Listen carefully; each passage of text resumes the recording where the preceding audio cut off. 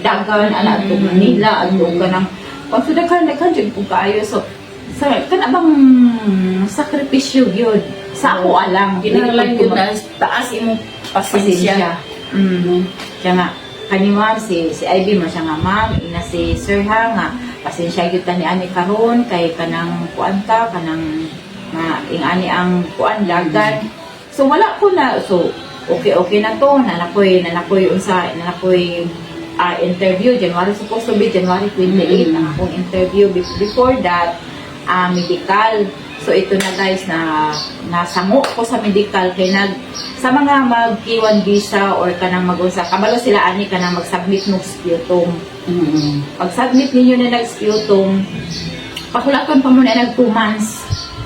So another kuan na nga kanang murag nagataas na ba kanang amo ang waiting time gani namo. So ana siya sa ko nga this is ganito no, alam mo naman yan sila na mahilig na mag ano ang inyong sa lang nato kung unfair, it's really unfair ano sa iyo.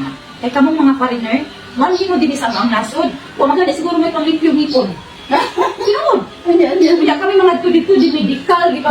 Usukan di ka ng mga vaccine, nga pati nagkana. Kung naluya ko, tulong adlaw sa vaccine. Kaya upat ka vaccine, ang itusok sa ako Kaya pagkaulan, ingana mo lang, usahay. Makainom ka nga. Karon makainom ka nga. Uy, finally, nana, mula nga sa gabi. Itungod sa kanagkan mo. Sa kanagkan, sa isang adlaw, upat ka vaccine. Kaya hindi ako, twin, mura di ko bibitayan of this kilos, twin. Ang hindi na ko, twin, mura 20 kilos ang bibitay. O, tinubra na ko, hindi ko makawang sa anak ang unsa na ko sa medical. Siyempre, tanan man na mo ang bibida na. Kaya hindi ba yan, nag-usap kung sa vaccine, itusok sa imong sa needs. So, tumuto, pagkapuman ato, balik na ko din sa Davao kay kuan ka nang pila na kong kaadlaw interview, balik na ko Manila kay interview na ko nako nangingana nakutuan din na ko kay ang ako ang COC na ko sa Singapore kay guys nagtrabaho ko sa Singapore kay dugay kong trabaho dito needs yun na basta magtrabaho ka sa mga mo apply nga nagatrabaho sila sa laing nasod basta wala pa sila 5 years diri sa Pilipinas. Kung naamoy balak na namoy namoy uban ako ng amiga na mga uyab dito daan may anak niya ulit na lang dito ni Rachel akong amiga kuha ko siya unsa pa ko siya kanang ulang po sila grabe gyud kay ang iyahatwid kung isolda ko sa niya mo to pagka naunsa na nako nakuha na nag-usap ako nag-adto pa ko suko kay ang mga tample padala pa og Singapore ana ba niya pagkaunsa ni ana ang kanang ang gasto ako sa gasto kada move na ko kaya dinhi gasto.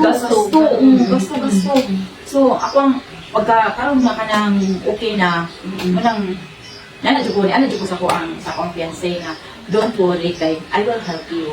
Ako ang COC passport na ko to embassy. So naunsa siya na abot siya tanan gyud na kumpleto gyud tanan visa tanan na kumpleto gyud last week lang. So waiting na ko sa ko ang flight karon. So